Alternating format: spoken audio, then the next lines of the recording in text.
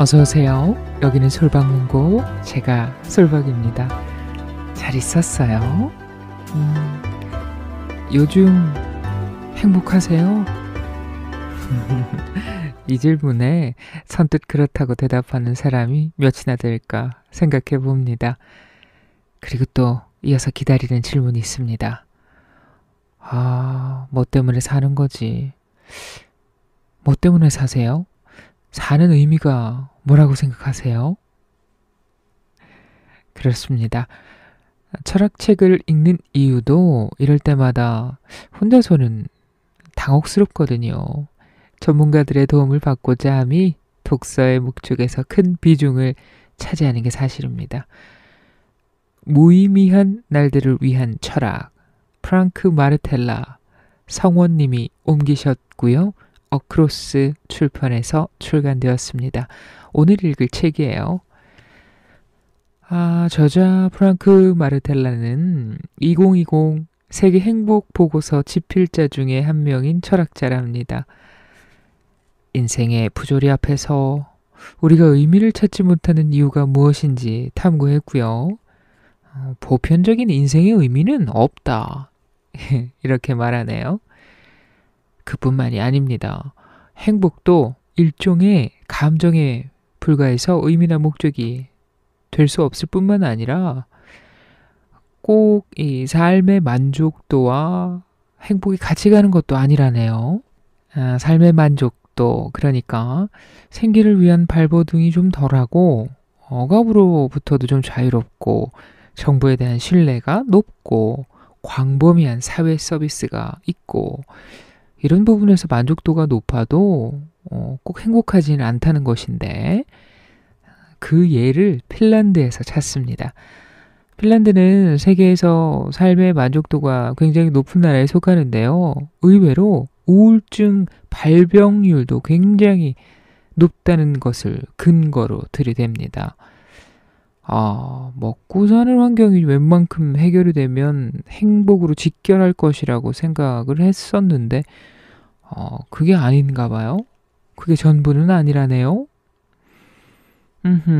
그렇다면은 봅시다. 행복도 삶의 기준이 되는 것이 아니고 또 과학적인 세계관에서 보면은 우리 인간은 입자들의 상호작용에 불과한 생물학적 유기체의 한한 그런 존재인데 모든 게 무의미해지네요.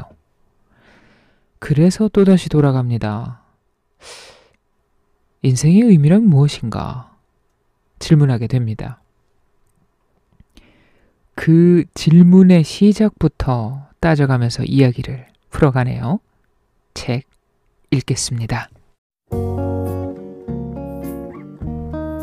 우리들의 이야기와 책이 있는 곳, 여기는 솔방문고입니다.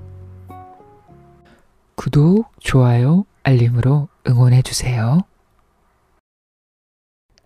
우리는 언제부터 인생의 의미를 찾게 되었을까? 이런 상상을 한번 해보라. 당신이 공항에서 아이폰을 충전하고 있는데 어떤 남자가 다가와서 당신은 전기를 믿습니까? 하고 묻는다. 당신과 나, 그리고 장담컨대 공항에 있는 다른 모든 사람은 오늘날의 현대적인 생활 양식 전체가 전기를 중심으로 굴러가고 그러므로 믿음을 놓고 논쟁을 벌일 이유가 전혀 없음을 알고 있다. 질문 자체가 비상식적이다. 그 남자는 몸을 기울이며 다음 질문을 던진다. 당신은 신을 믿습니까? 이 질문은 좀 더 무게감이 있고 당신이 어떤 대답을 하건 한 번쯤 생각해 본 적이 있거나 또는 논쟁해 본 적이 있을 가능성이 높다. 전기에 대한 비상식적인 질문과 달리 신을 믿느냐라는 질문은 진짜 질문임을 당신은 이해한다. 당신은 이런 종교적 물음을 이해함으로써 근대인이 된다. 500년 전 살았던 유럽인들에게 신에 대해 물었더라면 오늘날 우리에게 전기에 대해 묻는 것만큼이나 이상하게 들렸으리라. 신, 전기가 아니라 신은 어디에나 존재했다. 그들이 사는 세상은 초자연적인 영, 악마, 마법이 지배하는 곳이었다. 건강이 좋지 않은 사람은 악마에게 홀려서 나쁜 짓을 저지를 수 있다는 믿음이 흔했다. 성인들의 유물에는 치유력이 있었다. 폭풍, 가뭄, 전염병, 풍작은 신의 행위로 이해되었다. 사람들은 농사에 피해를 줄 수 있는 사악한 영을 물리치기 위해 옥수수밭에서 복음 성가 낭송 같은 집단적인 의식을 정기적으로 치렀다. 독일 사회학자 막스 베버의 말을 빌리면 전 근대인들의 세상은 마법에 걸려 있었다. 신과 영의 존재는 믿음의 문제가 아니라 의심할 여지가 없는 확신이었다. 온 우주는 모든 요소들이 목적의식적인 계획에 따라 협력하는 의미 있는 단일체였다. 중세 유럽뿐만 아니라 지구 전체가 그랬다. 물론 영의 이름과 기능은 문화권에 따라 달랐다. 어떤 문화에서는 전지전능한 창조주인 신을 믿었고 어떤 문화에서는 무수한 지역의 영들을 믿었다. 이렇듯 사람들의 믿음은 제각각이었지만 마법에 걸린 세상에서는 다양한 영과 악마, 신과 우주적인 힘들이 크고 작은 일상의 사건들에 영향을 미쳤다는 공통점이 있다. 이런 마법에 걸린 세상에서는 자연의 원리에 맞는 설명과 초자연적인 설명이 전혀 구분되지 않았다. 자연의 원리에 맞는 설명의 토대인 과학적 세계관이 아직 발견되거나 발전하지 않았던 것이다. 원칙적으로는 개별적인 영적 존재가 실제함, 그러니까 어떤 영이 존재하는지 또는 신의 정확한 본질과 힘이 무엇인지를 부정하거나 논쟁거리로 삼을 수는 있지만 마법에 걸린 세계관 일체를 더 이상 믿고 싶지 않다면 대안이 없었다. 이를 대신할 만한 세계관이 아예 없었던 것이다. 마법에서 깨어난 세계관이 아직 발명되지 않은 상태였기 때문이다. 믿지 않음의 발판이 되는 개념적인 도구와 사상들이 존재하지 않았다. 대신 마법이 세계관 전체를 빚어냈고 따라서 이 이데올로기를 지지하고 강화하는 일상생활 속의 집단적인 의뢰를 그만두기란 불가능했다. 세계관이 워낙 근본적으로 다르다 보니 근대인들이 인생의 의미에 대해 이야기하는 방식은 중세 소장농들에게 전혀 이해가 되지 않았고 이 점은 아리스토텔레스나 에픽테토스 같은 고대 위대한 사상가들에게도 마찬가지다. 인류의 역사에서 대부분의 기간 동안 사람들은 인생의 의미를 묻지 않았다. 거기에 대해 생각할 필요가 없었기 때문이다. 마법에 걸린 우주에서는 당연히 모든 생명체가 어떤 거대하고 우주적인 힘을 추진력으로 삼거나 신이 내려준 목적을 충족시키기 위해 존재했다. 근대 이전의 우주와 그 속에서 인간이 차지하는 위치에 대한 우리 조상들의 관점은 긍정적인 쪽으로 기묘했다. 그들의 세상은 최소한 우주적 관점에서 말하자면 지금 우리가 사는 세상과는 달리 질서정연했다. 고대 그리스인들은 포스트 모던 예술이나 뇌 스캔 장치는 물론 블랙홀의 비밀스러운 생애에 대해서도 전혀 알지 못했다. 심지어 기원전 4세기에 살았던 그리스 철학자 아리스토텔레스의 가장 과감한 사상마저도 그와 그 동시대인들의 마법에 걸린 세계관에 물들어 있었다. 만일 서구 사상에서 가장 큰 영향을 미친 인물을 선발하는 대회가 있다면 예수와 아이작 뉴턴경 같은 거물들과 함께 아리스토텔레스가 준결승전에 진출할 것이다. 이제껏 저술된 윤리학 책 중에서 가장 유명하고 가장 많이 읽힌 책 중에 하나인 니코마코스 윤리학에서 아리스토텔레스는 인간의 가장 고매한 선이라는 개념에 천착했다.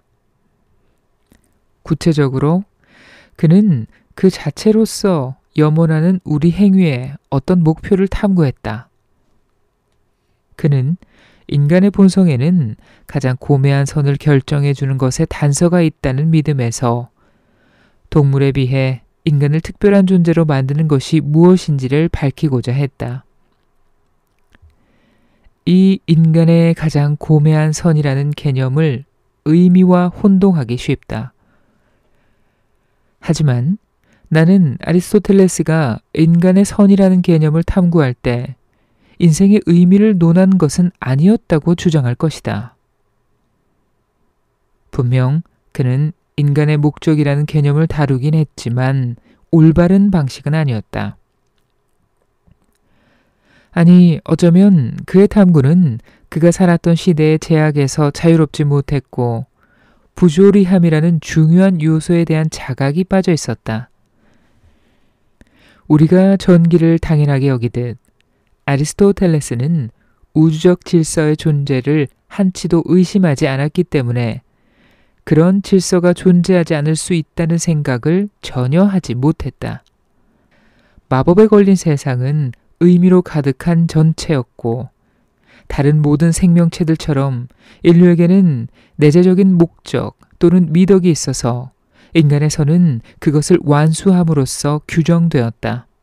즉, 말의 미덕은 달리고 사람을 태우는 것이고 눈의 미덕은 우리가 볼 수 있게 하는 것이므로 아리스토텔레스의 입장에서는 인류의 미덕이 인간에게만 고유한 어떤 탁월함이 존재해야 마땅했다.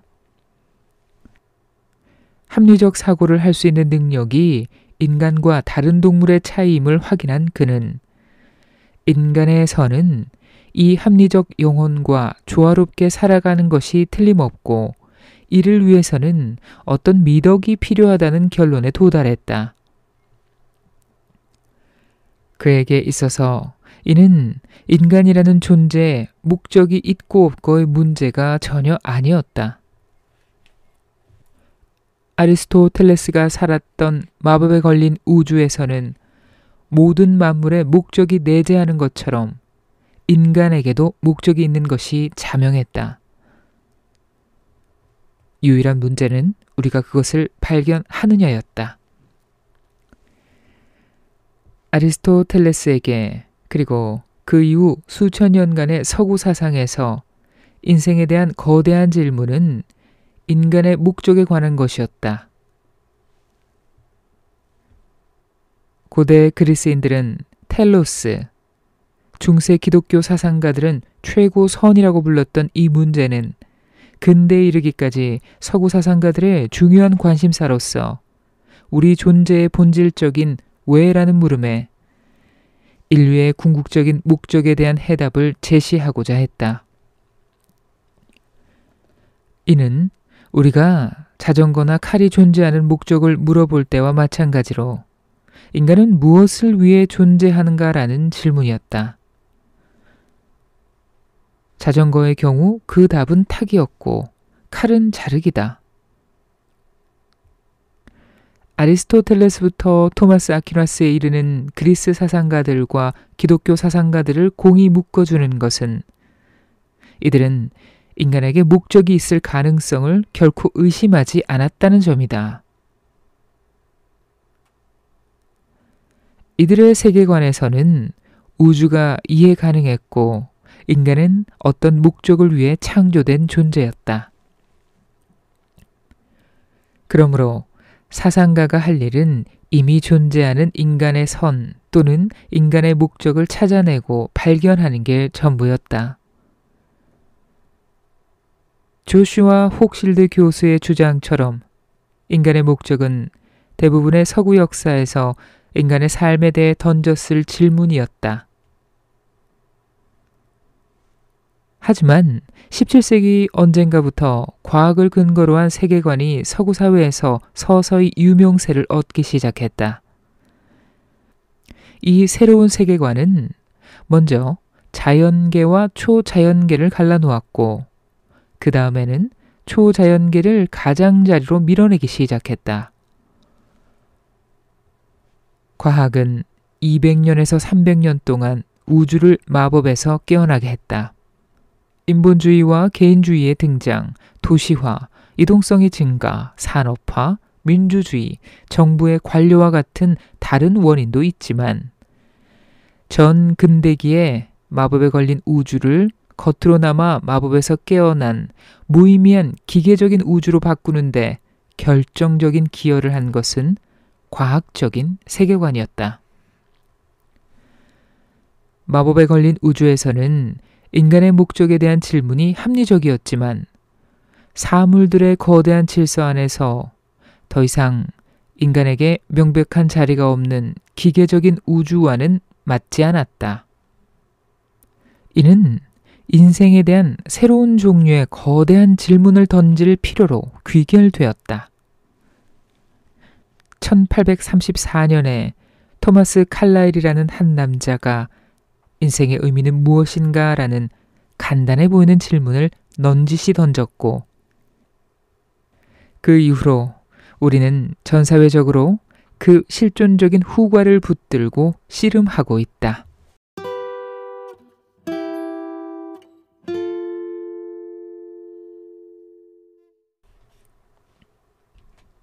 발명된 질문. 요즘에는 과학과 종교를 대치시키는 것이 일반적이지만 처음부터 그런 것은 아니었다. 과학은 수세기 동안 기독교와 신에 대한 굳건한 믿음에 맞서기보다는 그 환경 속에서 진행되었다. 사실 과학이 의지하는 합리적이고 논리적인 분석은 원래 신학이라는 맥락에서 신과 그 피조물인 이 세상을 더 잘 이해하기 위한 수단으로 개발된 것이었다. 초기의 과학 탐구는 신을 찬미하고 더 가까이 다가가기 위한 수단이었다. 신의 뜻에 따라 설계된 합리적인 우주 앞에서 뉴턴 같은 과학자들은 그저 신의 언어를 해독할 뿐이었다. 목표는 우주 이면에 있는 지적인 천상의 계획을 더 잘 이해하는 것이었다. 17세기 독일 수학자이자 천문학자인 요하네스 케플러가 과학혁명에서 큰 역할을 하게 된 행성 이동 법칙을 발견한 동기는 신이 기하학을 근거로 우주를 창조했음을 보여주고 싶은 바람이었다. 케플러는 나의 노력을 통해 천문학에서도 신을 찬미할 수 있다는 사실을 깨닫고 나서 신학자가 되려다 천문학자의 길에 들어섰다. 이처럼 과학적 세계관은 기독교 세계관의 부산물로 출발했지만 이내 자신의 부모를 질식시켰다. 점점 많은 사상가들이 이 새로운 세계관의 다양한 요소들이 신에게서 독립해 홀로 설 수 있음을 이해하기 시작했다. 영어에서 무신론이란 단어가 처음으로 등장한 것은 1540년이지만 그 정의가 일반적인 이단에서 유신론에 대한 전면적인 부정이라는 의미로 축소되기까지는 어느 정도 시간이 걸렸다. 현 상태에 찬물을 끼얹는 모든 것들이 그렇듯 이 단어는 처음에는 비난조로 사용되었다. 대부분의 사람들은 무신론을 사술이나 주술과 동격으로 이해했다. 18세기 중반이 되어서야 프랑스의 드니 디드로가 스스로도 인정한 최초의 공개적인 무신론 철학자가 되었다. 무신론은 철학적 경향으로서 최소한 일부 집단 내에서는 들풀처럼 번졌다. 19세기 후반 톨스토이는 러시아와 유럽의 학식 있는 엘리트 가운데 자신이 신앙인이라고 고백한 사람은 1000명 중 1명도 되지 않는다라고 밝혔다. 19세기 말에 이르자 많은 대학들이 과거에는 용인했던 종교적 정설과 관련된 사상을 몰아내고 종교적 논의를 주변으로 강등시켰다. 물론 종교 사상가들과 신앙인들은 사라지지 않았지만 믿음과 신앙의 실천은 내부로 향하기 시작했다. 신앙은 점점 사적인 일이 되었다. 공적인 영역, 특히 정치와 직장에서는 종교인들이 초자연적인 것을 더 이상 논쟁의 일부로 인정하지 않는 합리적 토론에 참여할 것이라는 기대가 형성되었다. 작물의 수확 시기나 댐 건설 시기에 대한 결정을 내릴 때는 신의 계시가 아니라 과학적으로 검증된 지식에 의지했고 영이 아니라 전문가의 조언을 구했다. 분명 오늘날에도 마법이나 종교, 초자연이 여전히 많은 사람들의 삶에 영향을 미친다. 배경이 되는 자명한 세계관으로서는 아니지만 과학적 세계관과 다소간의 긴장 속에 공존하는 어떤 것으로서 말이다. 오늘날 종교인들은 이런 마법에 걸린 사적인 믿음과 마법에서 깨어난 합리적이고 근대적인 세계관 사이에서 줄타기를 해야 한다. 그리고 이 마법에서 깨어난 세계관이 많은 기술 진보와 사회 운영의 개선으로 이어지긴 했지만 끔찍한 가능성 역시 드러냈다. 우주가 거대한 목적을 달성하기 위해 인류를 창조한 것이 아니라면 어떻게 되는 건가?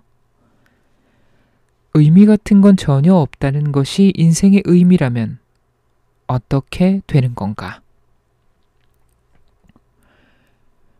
그러므로 인생의 의미는 무엇인가는 무엇보다 주어진 상황에 대한 반발에서 비롯된 질문이다. 과학적 세계관이 퍼져나가고 그로 인해 세계가 마법에서 깨어나면서 발명된 질문인 것이다. 오래전부터 인간을 비롯한 우주 전체에는 자명한 목적성이 있다고 생각했지만 이제는 그 생각이 도전을 받게 되었다. 이런 맥락에서 잃어버린 것을 요청하는 것이 아주 중요해졌다. 그리고 한때 우리에게 있었던 것을 묘사하기 위한 표현이 발명되었다. 그것은 바로 인생의 의미라는 표현이다. 하지만 우리가 실존적 위기를 겪게 된 모든 책임을 과학에 떠넘기지는 말자. 과학적 세계관이 인간의 의식에 진입한 이후 누군가는 우리가 삶을 유의미한 어떤 것으로 경험해야 한다는 생각을 발명해야 했다.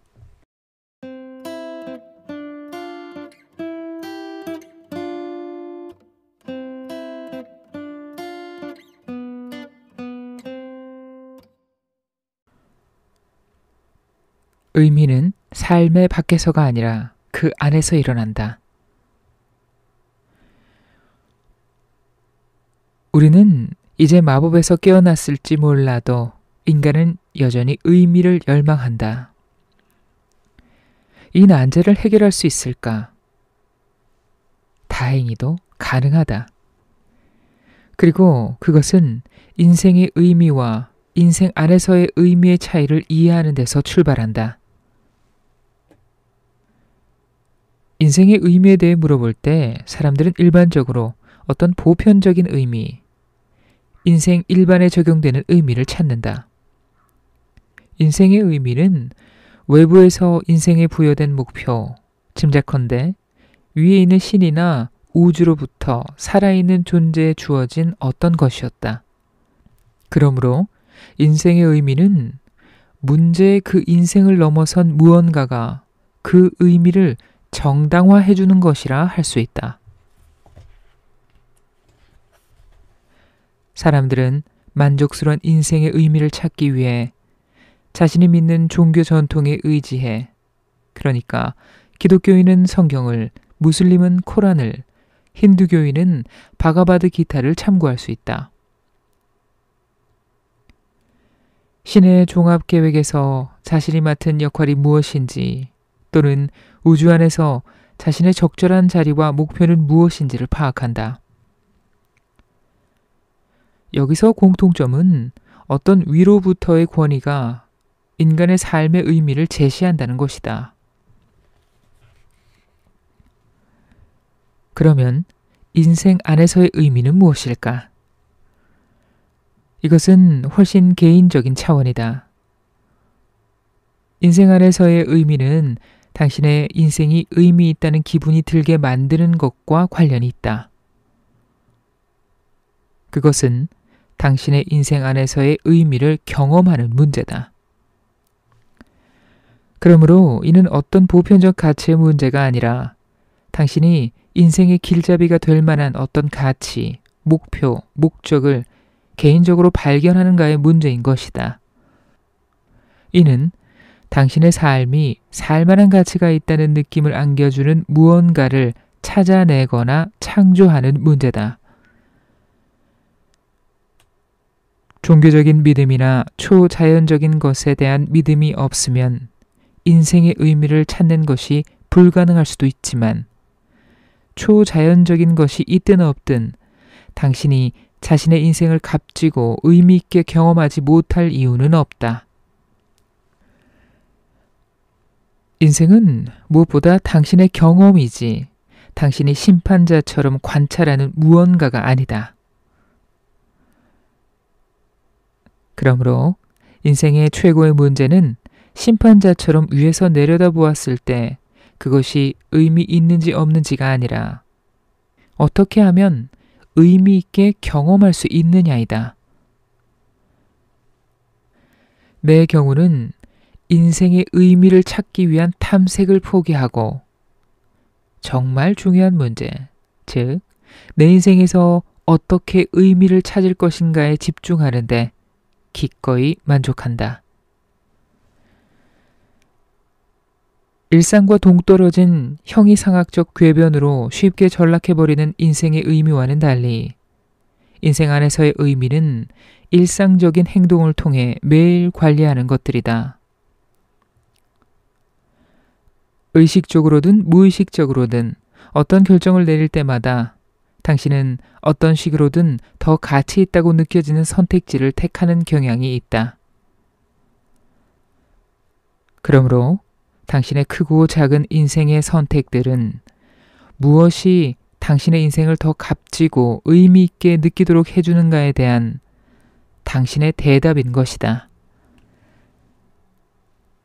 당신에게는 이런 선택에서 길잡이가 되는 어떤 특별한 원칙 같은 것이 없을 때도 많지만 그럼에도 어떤 선택과 어떤 경험들은 다른 것들에 비해 당신에게 더 큰 의미를 느끼게 해준다.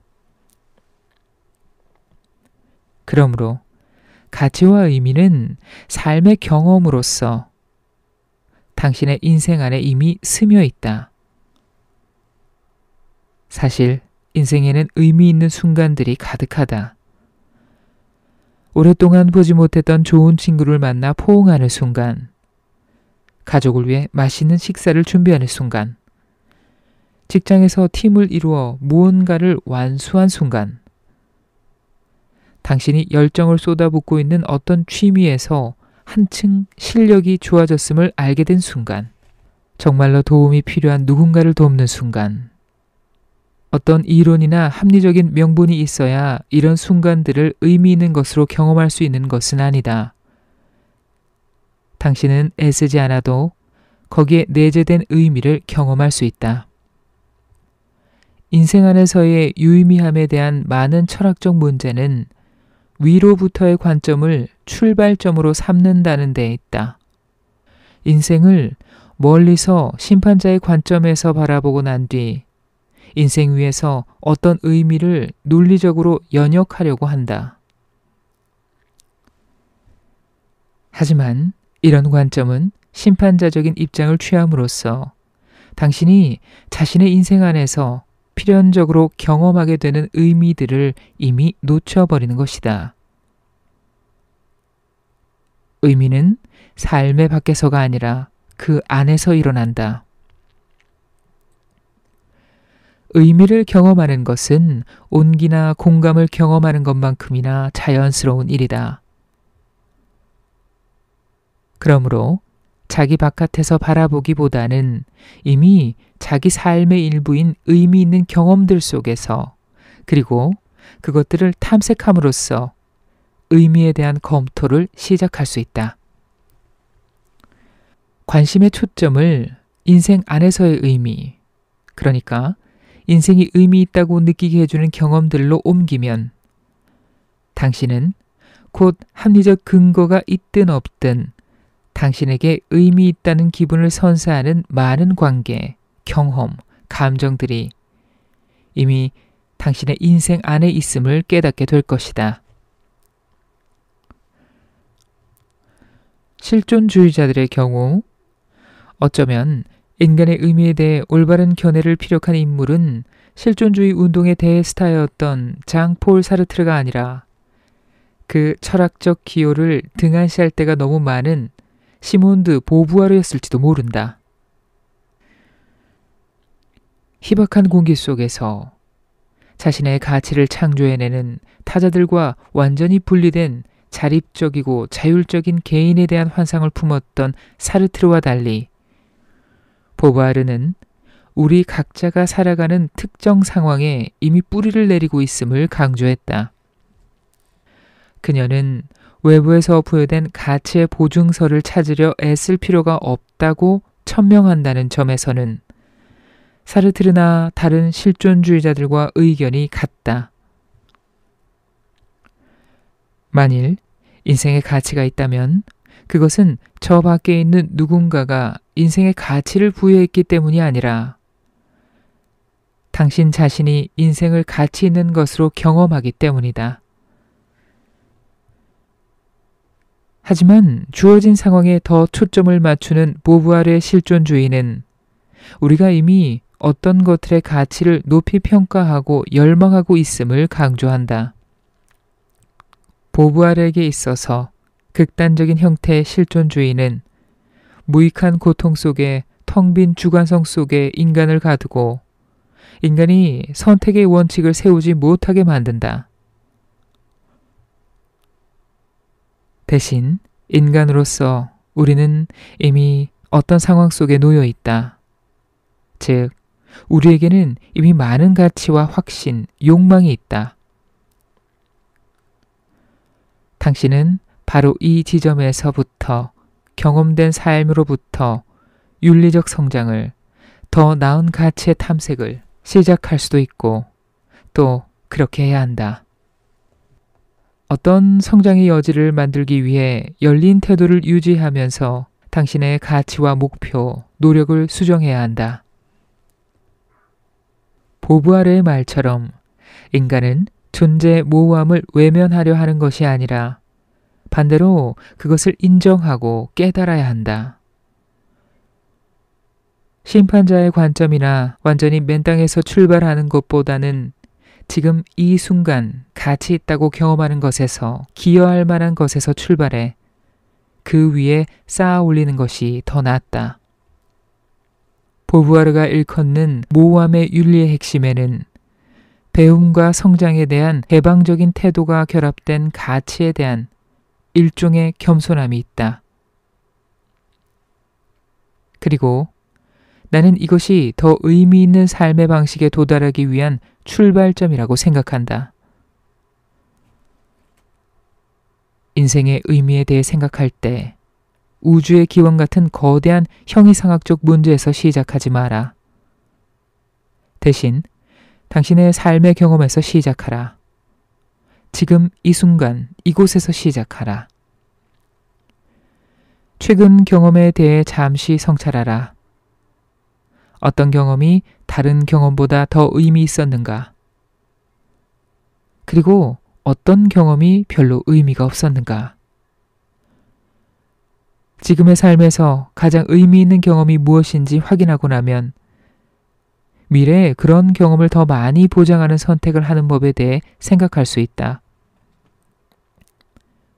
어떤 사람과 함께했던 시간이 당신에게 가장 의미 있는 순간이라면 어떻게 하면 그 사람과 더 자주 함께할 수 있는지를 생각하라. 어떤 업무가 다른 일에 비해 당신에게 더 의미가 있다면 어떻게 해야 그 재주를 더 잘 이용하는 경력을 쌓을 수 있을지를 생각하라. 자신의 인생 경험을 출발점으로 삼아서 유의미함과 충만함의 감각을 키워라. 그리고 만일 여전히 약간 막막한 상태라도 걱정하지 마라. 다음 장에서 밝히겠지만 몇 가지 핵심 가치들은 우리 대부분이 일반적으로 인생에서 의미를 얻는 지점을 파악할 수 있게 도와준다.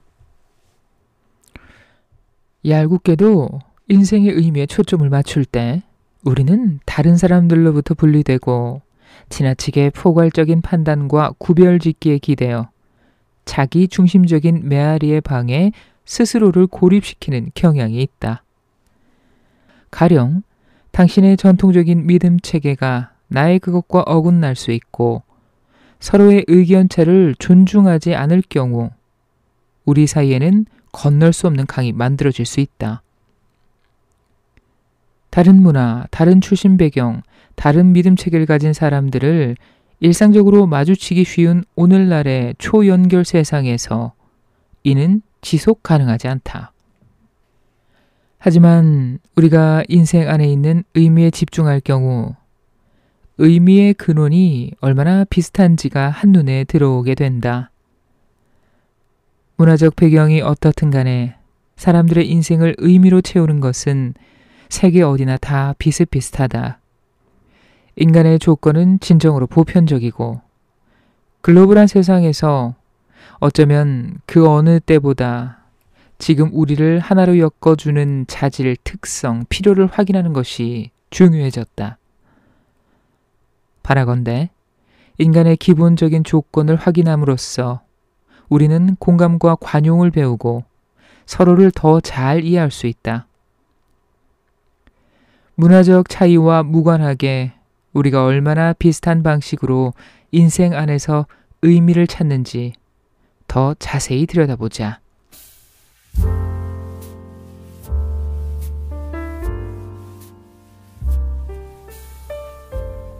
네, 책 읽었습니다. 막연했던 인생의 의미 찾기가 조금 선명해지는 느낌이 있어요, 실제로.